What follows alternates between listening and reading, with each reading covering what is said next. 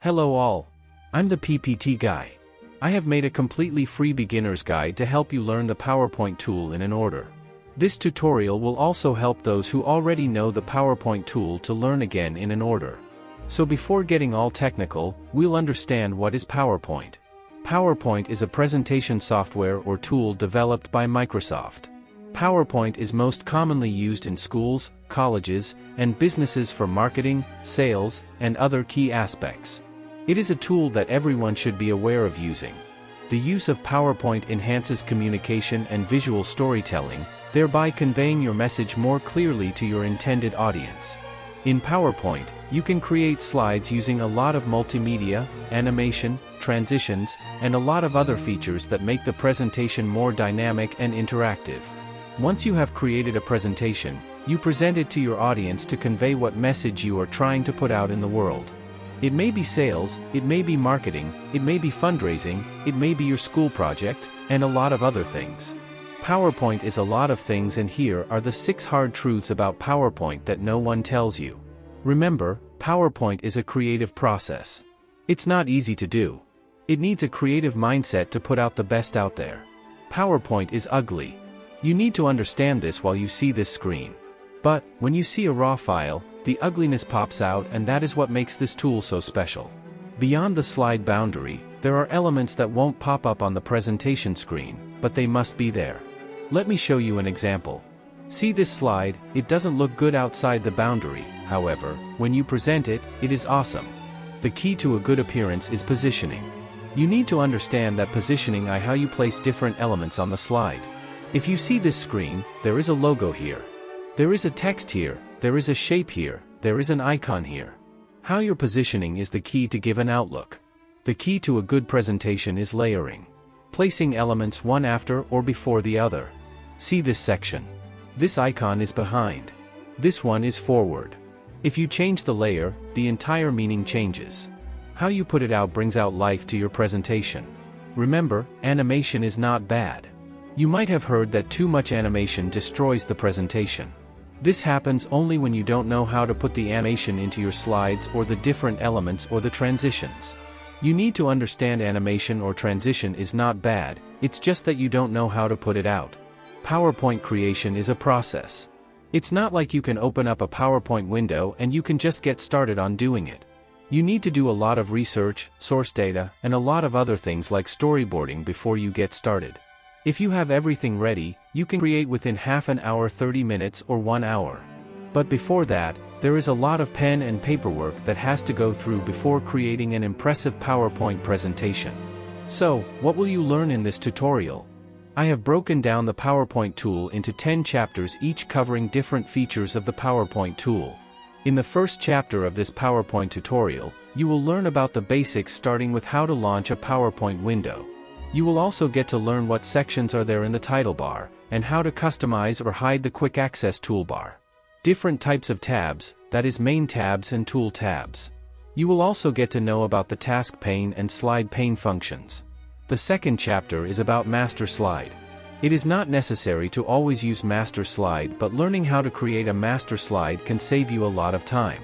You will get to know more about design and background formatting, text formatting, layout creation, how to group and align elements, different presentation views, and how to convert the presentation file into different formats like PNG, JPG, or PDF.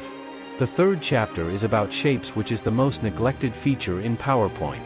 That's because users are of the conception that only basic and default shapes can be used in PowerPoint. In this chapter we'll understand how to create custom shapes, create icons out of shapes, and export them into media files such as SVG and PNG. Also, how to integrate shapes into media, and convert text and symbols into shapes. The next chapter is on media. There are different kinds of multimedia aspects that come into the picture when using a PowerPoint, such as images, video, 3D elements, audio, icons, and illustrations. In images, there are different types of images, like GIF, PNG, and JPEG images. We'll understand how to format them in the PowerPoint, and we also will discuss how to layer the media and add effects to them. If there are any mistakes with the images or the media, we can learn to correct them. There are also stock media available in the PowerPoint which can be used if you find them interesting. The next chapter is about animation. Animation is not always bad. You need to just learn how to do it. So we're covering different aspects of animations in PowerPoint, like how to add one and understanding animation. Get to know how to trigger an animation, different types of effects that can be applied to an animation, and motion path animation. Motion path animation is an innovative concept and is a less explored option which will be discussed in detail. We can even create custom path animation and advanced timelines.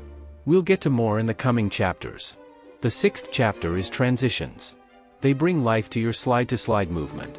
We'll understand the transition, how to affect different options, the timing of the transition, and positioning your elements. Morph transition is one of the most advanced transitions available in PowerPoint, which we'll discuss in detail and understand different transitions. The next chapter is data and charts, which brings data to life. It gives an option to understand data easily in a graphical format, and we'll understand in detail how to format a table, inserting smart art and charts, and how to handle Excel sheets that are available in the PowerPoint. We'll also learn how to deploy formulas here, design charts, text to smart art, conversion, shapes and charts in this beginner's guide to PowerPoint. Hyperlinking is a key feature that allows you to jump from one place to another inside the PowerPoint. It brings your mouse into action. Let's try once. When I click on the heading, it will take me to the 5th slide, when by default it should go to the next slide. There are a lot of hidden tricks in PowerPoint, such as custom slide sizes, advanced shapes, advanced animation, infographics, embedding multimedia, and you'll get to know how to present a PowerPoint presentation. So in the final chapter, you'll learn how to create your first presentation. That is, how to prepare before designing, creating a storyboard beforehand, creating a master slide and layout, how to content research, how to source data, design slides, and understanding which animation and transition work well, and you will be on your way to creating your first presentation.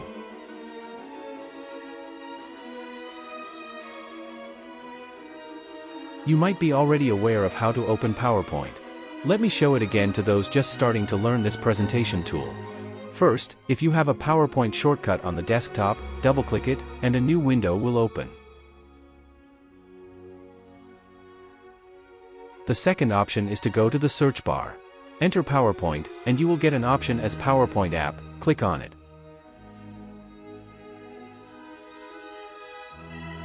If you want to open an existing PowerPoint file, locate the file in your system and double-click it. Now that you are aware of how to launch the PowerPoint tool, let me show you the different sections of the PowerPoint window. The topmost section of the window is the title bar. The options on the left are collectively called the Quick Access toolbar. In the center, you have a space where the title of the file is visible. You can click and edit the name here. Next is the search bar, where you can ease the process of locating features. If you have logged into the PowerPoint, your username will be displayed here. On the right end, it is Minimize, Maximize, and Close option. The second section is the tabs. From File to Help, tabs are called permanent tabs, and there are a few temporary tabs, which I will show in detail in the same video. The section below the tabs is called Ribbon. Each tab above has a ribbon consisting of a lot of features in them. The ribbons are further divided into groups. Each group has several features sorted based on their functions. You can find the names of each group mentioned at the bottom of the group. If you don't want to see the ribbon, you can hide it by right-clicking on the ribbon section and clicking on the collapse ribbon. Do the same if you want to see them. Under each tab, you can find multiple different groups.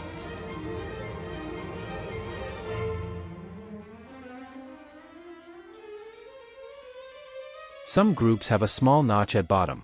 On clicking them, you can get more similar features to use. This is the main work area for every slide. In this area, you can find the ruler, which will give dimensional assist to design the slides. You can switch them on or off by going to the View tab and clicking the checkbox next to the ruler. You can also use grids if you need more support. This is called a vertical guide, and the other one is the horizontal guide. These will help in further assistance in aligning the elements within the slide. The region on the left is called the Slide tab or Thumbnail slide. Here all the slides will be displayed, and on selection, they will load into the main work area. There is also another section, to the right of the work area called Task Pane. There are multiple options in this region which we will discuss in detail soon. The bottom section is called Status Bar, which displays the current slide number and total number of slides. Next, you have the option to save notes for your reference. Further, you can change the view to a sorting view where you can easily move and sort the slides. Next is the reading view to see your slides in a bigger view, and next is the slideshow option. At the end is the zoom option. You can either zoom in or zoom out to easily work on the slides. We'll learn more about title bar in detail. Heading to the title bar, we can see 3 sections. The first one is the Quick Access Toolbar. This toolbar usually contains the functions that are frequently used. The toolbar can be hidden or customized to the functions you use the most. You can hide the Quick Access Toolbar by right-clicking and selecting the option to hide it. Again, by right-clicking, you can bring back the Quick Access Toolbar. You can also change the location of the toolbar to below the ribbon. Now, you can see the toolbar is below the ribbon. The Quick Access Toolbar can be customized to the functions that you use most frequently. To customize the toolbar, right-click on the toolbar and select Customize Quick Access Toolbar. Now, the Customize window has opened. The list on the left contains all the functions that are available in PowerPoint, and the right one contains the functions you need. We will add a couple of functions to the Quick Access Toolbar. First, we will add the Copy function and then the Insert Picture function. Click on OK. You can see those functions are now available in the toolbar. The next section is the title. By clicking on it, you can change the name of the file. The next drop-down you are seeing is the location where the file will be stored. There are only a few options for location. Click on More Options, and you will get to select any location you want. You can see here that you can save the file in the cloud as well, that is OneDrive. Otherwise, you can store locally by selecting this PC, click on Desktop and navigate to your location of choice. The next section is the search bar. Instead of searching for a function in the ribbon under different tabs, you can directly enter the name of the function in the search bar. However, every time you cannot find every function every time because some are specific to the element you have selected. Let's try with the crop feature, which you can see is inactive because we have not selected any image to perform this function. Add an image from the stock images and now search for the crop option.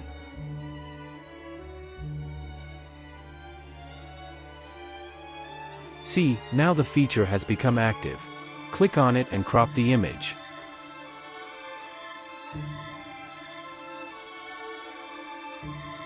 Let's try the merge feature. This feature is only applicable to the shapes.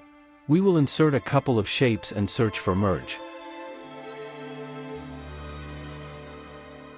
Now, the function is active, let's union it. Next, we will try with Remove Background feature, which is not available as we haven't selected the image. Select the image and search for it, you will find it active and click on it. The final section is the username.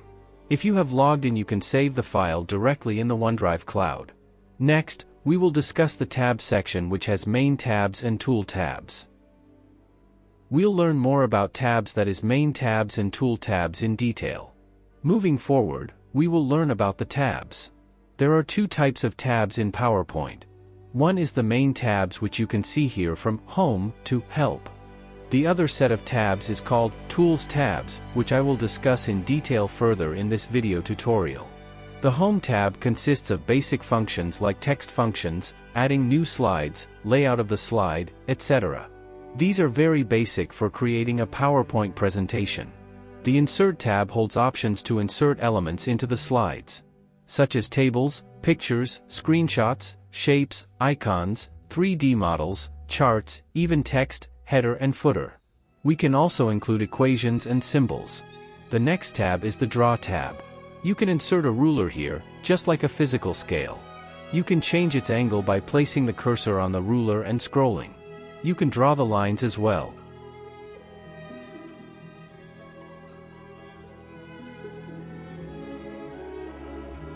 Without a ruler, a line looks like this, but with a ruler, we can draw a perfect line. The next one is the Design tab, where you can insert slide designs of your choice from already available templates. If you do not want to use them, you can create your own, which I'll show in this free PowerPoint tutorial.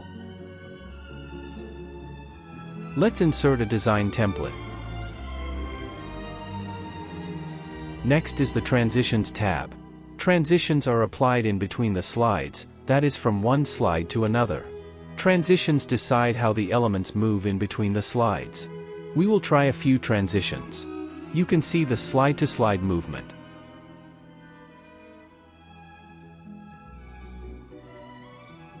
The next one is the Animations tab. Animations are applicable to individual elements, unlike the transitions that are applied on slides. Let's insert an apple icon to see how it works. We will try a few animations. You can see the difference here.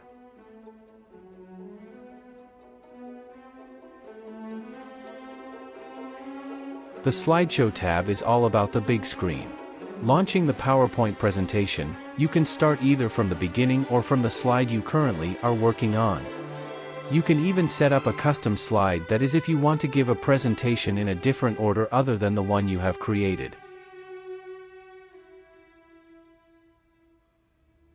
There are additional features as well, like setting up a slideshow. You can play narration, using timings, and can even rehearse the timings.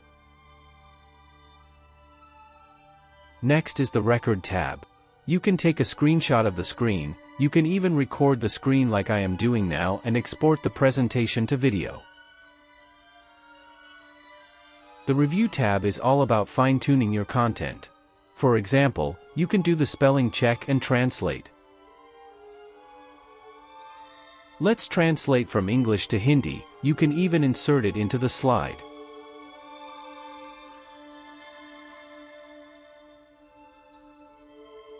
You can even collaborate and add comments. By sharing files online, you can even collaborate. The location of the file must be in the cloud.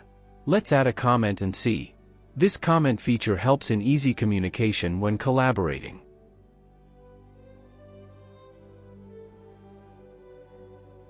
Next is the View tab, which is the key to getting started on PowerPoint design, which we will discuss in the next chapter.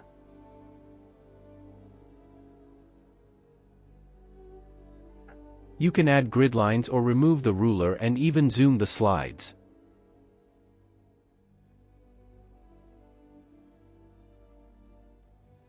And this is all about the main tabs. Next, we will discuss the Tool tabs. Tool tabs are tabs that appear when a certain element has been selected and its related functions are made available under it. Let's explore one by one, starting with a shape. Insert a shape. The Shape Format tab appears next to the Main tab. On selecting the shape and clicking on Shape Format, you can see a wide range of shapes-related functions. These are all predefined functions to make the shape modification easy. You can use the Align functions to sort and place an object in different positions of the slide without any manual movement.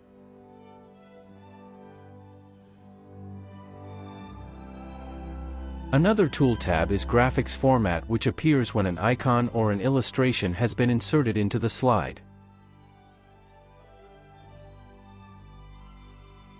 You can change the outline and color, and the shape can be made to 3D as well.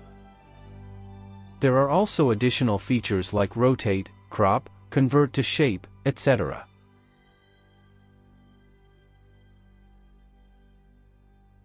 When images are inserted, the Picture Format tab appears.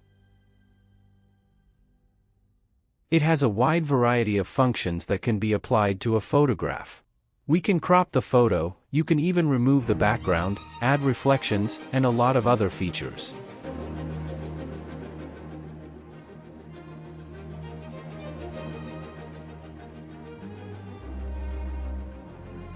Next are Video Format and Playback Tools tabs that appear when a video is inserted into the slide.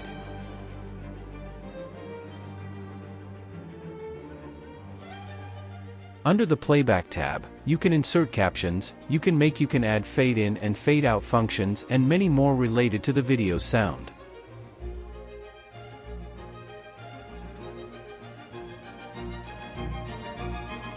Under Video Format, you can modify the appearance of the video with options like border, frame, color adjustment, etc. PowerPoint has another awesome feature, that is 3D elements.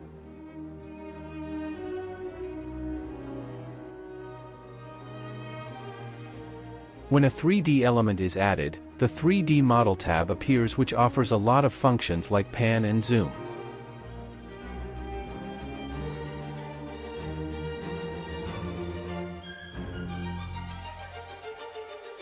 When a table is inserted, Table Design and Layout tabs appear.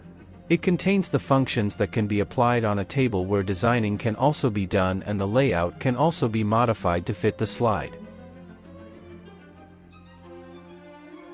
And the final one is the audio format, which appears when an audio is inserted. Audio can be inserted from the computer, or even the recording feature can also be used.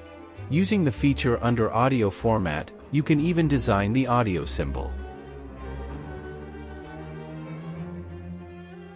Next, you will get to know about the task pane.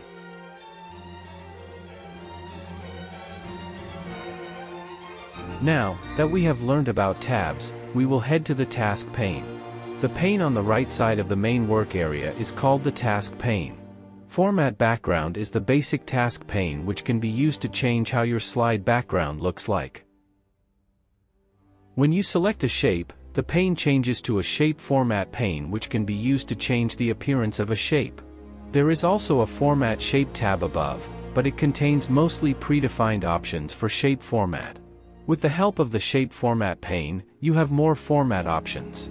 You can easily change the external appearance like dimensions, add or hide outline, change its color, and internal appearance like shadow, reflection, glow, and soften the edge. You can even give shapes a 3D appearance with the Format Shape task pane. When you select a graphic like an icon or illustration, the graphic format appears in the task pane. Using these options, you can different aspects of the icons, like repositioning them on the slide and changing their height, which reflects on the slide. You can even lock the aspect ratio so they won't reform out of proportion. When an image is selected, Format Picture options appear in the task pane. You can change the border colors and its width, add reflections and shadow, and do a lot of other image-related tasks here. There is also a video format option in the task pane, which appears when a video is selected. There are wide options like changing brightness and contrast, cropping the video, and adding borders as well. When a 3D element is selected, a 3D format option appears in the task pane. There are multiple options here to rotate the model and change its position and camera angles and its related position as well. The table element is nothing but a shape. Using the Format Shape options, the table can be modified for a few basic shapes. The audio function appears like a picture. You don't have many options, but you can do the same in playback as well. There are a couple of task panes which won't appear by default. They are the Selection pane and Animation pane. To understand the Selection pane better, see we have three different elements here. On placing one on the other, a layer order is created. That order can be seen in the Selection pane. The element on the top is at the very front and the one at last is at the far back. On moving these options up and down, you can change its layer order. Sometimes, some elements get hidden behind others which are not easy to select. With the help of the Selection pane, the elements can be selected and modified. Another very important task pane is the Animation pane. The options here help in creating an animation timeline, their duration, delays, and triggers. You can even preview the animation without having to launch a slideshow every time. Next, we will learn more about another region in the PowerPoint interface. The region on the left side of the main work area is the Slide pane. You can add a new slide. If you want to use an existing one, you can duplicate it. There is another helpful feature named Section, which will ease the work of sorting slides based on their content. When you have a large number of slides, this feature helps to easily locate and comes in handy to navigate. This option is only for your work reference and won't reflect in a slideshow. You can share slides individually for others to collaborate using Share Link to Slide. This feature works only when the file is stored in the cloud. There is also a layout option that can change based on the slide content and design. This can be customized in the master slide, which we will discuss in detail in the next chapter. Let's do a quick recap of what we studied in this chapter. We first started with the title bar and quick access toolbar, which is pretty basic and very important to quickly access any frequently used options. Then, we studied about features that are available under each tab and also got to know about different tool tabs that appear when different types of elements are selected on a slide. We also studied about task pane and options for wide customization features using different task pane sections along with different features available in the slide pane. In the next chapter, we will learn about master slide. If you haven't subscribed to the PPT Guy, you are missing out on a lot of PowerPoint tricks and techniques. Hit that subscribe button and bell icon to get notified when I upload a new video. Thank you for watching.